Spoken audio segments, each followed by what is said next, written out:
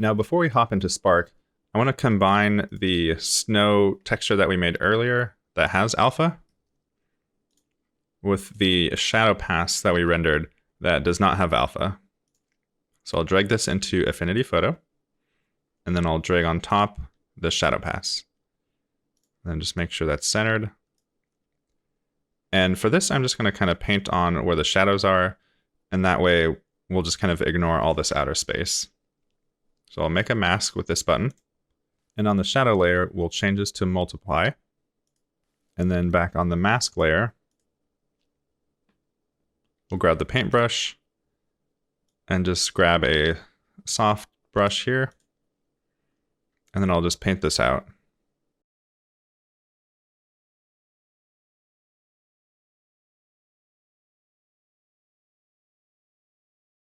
And the shadow pass rendered pretty dark, so I'll select this and then go up to the adjustments button and add a curves. And here we'll just lighten up this top end and then drag up this curve a little bit. And we don't want this to affect everything, so we'll drag this on top of this layer here. Now you can see it's only affecting the shadow pass. And that just cleans up all these dark areas around the outside. And because the shadow pass is pitch black, we want to take this shadow layer and drag the opacity down so it's somewhere between black and white. So now if we toggle the shadow pass on and off, you can see it just adds that nice little bit of shadow, but it doesn't totally wreck the whole render by making this whole thing dark. So I'll save this out. Then using Crushy, I'm just going to compress these textures down. Now we should have everything we need, so let's hop into Spark. And just to get a head start, I'm going to use the world object template. I'll delete the drop shadow and this placeholder and the manipulator ring. And delete me. And we'll keep this looping animation block, but we'll turn off spinning. Just because all these patches are already built. If we look in here, it's super messy, but we have some functionality, so we can click and drag around here and it'll move this object. So we can also delete these materials, including that anchor and the manipulator ring. But we will keep the looping animation block because that's what we're using here. Now hopefully we can just drag everything in and it'll all fit together. So we have our frost fragment FBX. We have the textures for that. And I've already gone and crushed these, so if you haven't done that, go ahead and do that.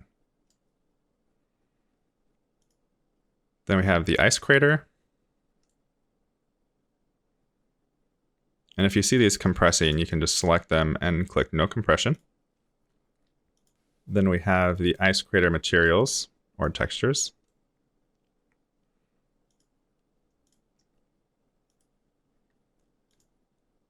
And then for the fog and snow, I'm going to see if we can get away with just using this one smoke texture. I'm just going to spend a second and clean up these patches really quick.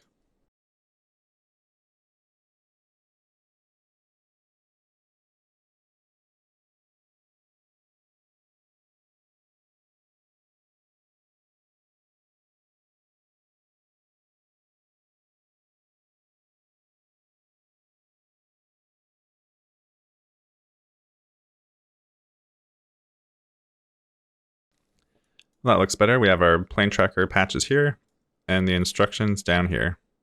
Now let's start dragging our objects into the null in here. So we have our frost fragment, which is looking a little large. I'll just scale that down for now and move it up. Then we have our ice crater. That actually looks like it could be the right size.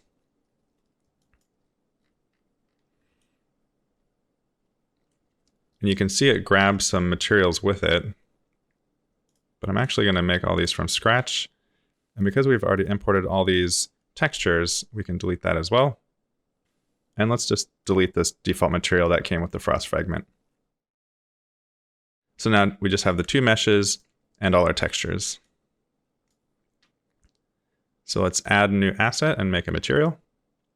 We'll call this matte fragment. And duplicate that with Control D. And we'll change this to matte ice crater. Duplicate one more. And this will be snow. So assign these by clicking the object. Then over materials, we'll do fragment, snow, and ice crater or ice shatter, whatever. Now for the fragment, we'll set this to physically based because we have that ORM. And then we'll just assign all these textures. And I'll fast forward because you don't have to see all this.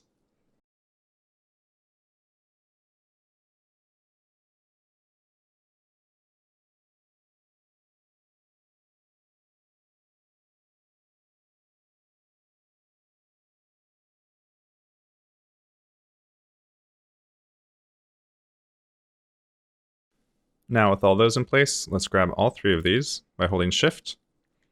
And then in Environment, we'll turn that on. And we'll grab one from the AR library. And this is a snowy scene, so this gray pier is nice and kind of overcast and gray, so this should work nicely for this scene. And I do want this scene to be a little bit darker overall because we're going to add a lot of snow and fog. So to reduce the brightness of this environment, we can just turn down the color of the actual material. And you can see that'll just darken everything up. I think this ice crater is looking a little large, so we'll grab that model and just scale it down. And you can see this gray square here is the ground. So it looks like that's about right, because we want this surface to be right on the ground, and then this area to be underground, as if it's been smashed in. And the fragment has gotten a little dark. So let's select that, go to the material, and change the color back to white, just to brighten that up. Now let's add some fog and snow. So in the plane tracker, I'll right-click and add a particle system. And for the snow, we'll bring this up, change the spray angle to 180 in the Z. Change the type to plane. And then we just need this to be big enough to color the whole crater area. Looks like that about covers that area. Now let's make the lifespan much longer. Now if we look in the viewport up here, you can see the emitter is definitely too low, so we need to bring this up. And then we have to increase the lifespan just to make sure they don't disappear before they hit the ground. 7 is probably enough. Now, for these snowflakes, we're not going to use a symbol of a snowflake, but we're going to use that fog texture. So scrolling down, we'll add a material. Double-click, rename it to matte snowflake. Make the shader type flat. And then the texture will be this smoke texture. Now you can see they're just nice little puffy snowballs. Now we should change the emitter name to snowfall. And definitely reduce the size a little bit. So in particle, we'll turn the scale to 0.005 and the randomness to 30%. And we do want this to be a little bit more blizzardy. So let's turn the speed up to maybe 0.5. And then the lifespan can be a lot lower because they're moving faster. And just to go crazy, let's turn up this birth rate to 100.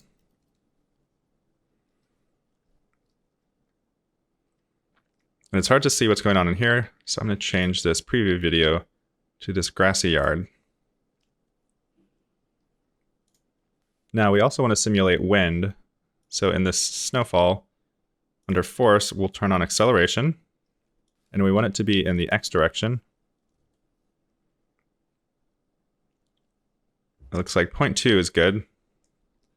And that way, when they start, they're coming down, but we get this nice swirling motion, which makes it look like there's kind of gusts happening. And actually, what we could do is animate this acceleration. So let's click the patch. Zoom into it down here. And let's make a loop. So we'll have a loop animation, and we'll make it go into a transition patch. And this force, we want it to be around 0.200. Let's go positive 0.2 in the start and negative 0.2 in the end. The curve can be quadratic in and out just so it's a little bit smoother. And the loop duration will be maybe 5 seconds. Now we'll plug that in. And now you can see the snow is getting pushed to the left and pushed to the right. And if you look in the viewport, it just makes it look nice and windy and random and pretty organic, really. And we can use a similar technique for the fog. So let's duplicate this snowfall. Rename this fog. And these particles are going to be much larger. So in the particle, under scale, we'll set it to 0.1. Maybe even 0.3. And of course, we need to turn this birth rate way down. And we don't want these to be solid white. So let's take our material for the snowflake. Duplicate that with Control D. Change it to matte fog. Make sure that's applied to our fog over here. Double click to get back in there, and then turn down this alpha.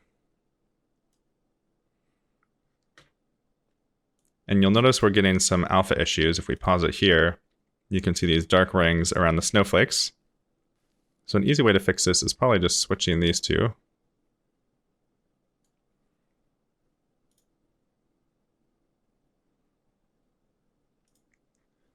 And it looks like it fixed it, but I think we might be covering up any of the snowflakes in the background. If you see, when I rotate around here, these snowflakes disappear because they're behind the fog, and so they're not getting a chance to render. So for this fog, let's go into the material and turn off write to depth buffer.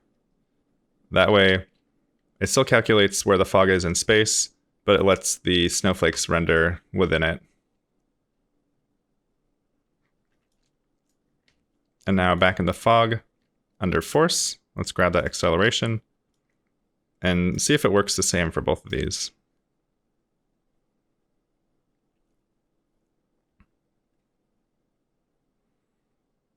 Yeah, that looks pretty blustering. I think we might be seeing some of these particles up here at the top, so we need to move the fog up a little bit more. And these fog planes are looking pretty static. So in the particle, we'll change spin to 200 in the randomness. And I'm going to turn off this tilt value here, but turn the randomness in the tilt to 999, just so they start totally randomly. And obviously this spin is way too high. Let's try 150.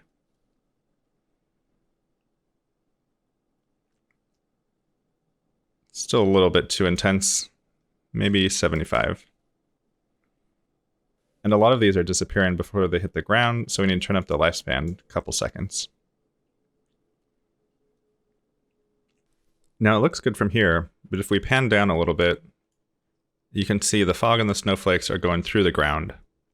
And while that is definitely true, we want to be able to block that out. So in the drag here null, let's add a plane. And we'll rotate this 90 degrees on the X, so it's flat. Let's add a material. Name this matte occlusion. And then we'll turn the opacity all the way down. And we'll just check double-sided because I don't know which way is up on this. And the plane is quite small, so let's select it again. And I'll rename it to ground occlusion. And I'll set the scale to 25 in the X and 25 in the Y. The Z doesn't matter because it's totally thin, and so that wouldn't have any effect.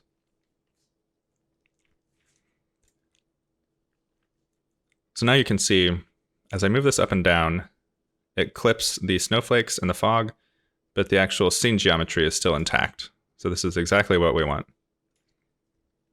We just want to make sure it's probably just under the crater.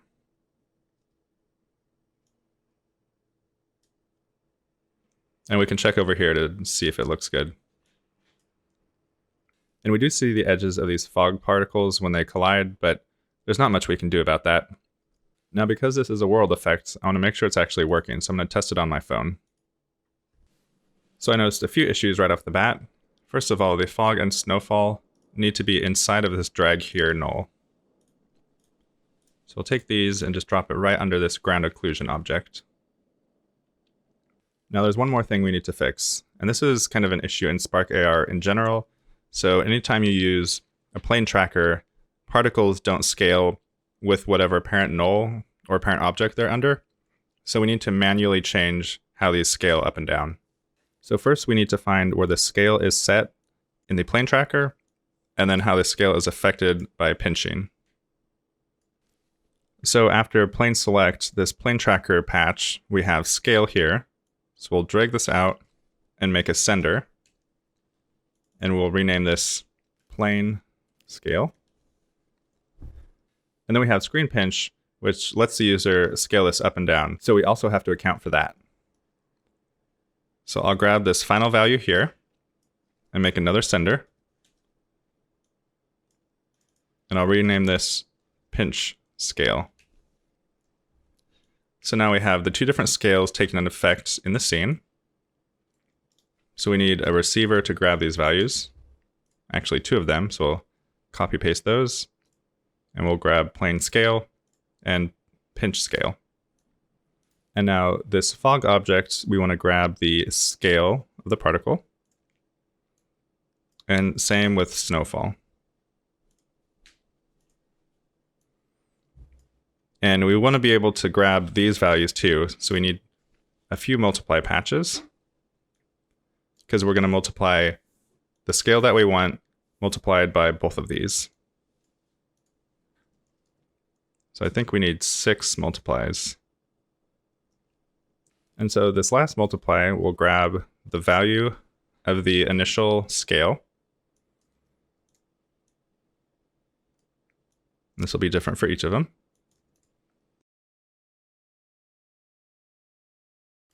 Actually, I think we just need the 4 patches, because we'll multiply these two by each other. Actually, we can get rid of this one too, I guess. So we multiply these two together, and then we multiply that value by the value that we started with, and then we'll plug these in here. And we're getting an error because we're grabbing a vector 3 over here, but we only need a single value here. So let's grab these and add a swizzle, just so we can grab any of the 3 values. It shouldn't really matter which one, because the scale should be the same for the X, Y, and Z. So I'll drop that in there, and then paste that for the other value. And for some reason in Spark lately, when you duplicate things in the patch editor, it'll often duplicate anything that's selected out in your scene or asset window, which is really annoying because working out here, I've now duplicated all these objects. So I'm going to delete those just to get back to where we were. And it looks like the scale of everything is still set here properly. So now I'll test it out in the real world and see how it works. I also think this plane could be a little bit bigger. Some of these fog pieces are reaching the edge of it. So now I'll test this out. Now we're almost in business. There's one more thing I just noticed. The strength here seems to have more of an effect the smaller this scales down, because it seems like these values are global and they're not relative to the scale of everything. So when I made the scene really small, these particles got pushed really fast. So I think we need to multiply it by our setup here. So let's go to our acceleration setup, and I'll drag this over to our scale area.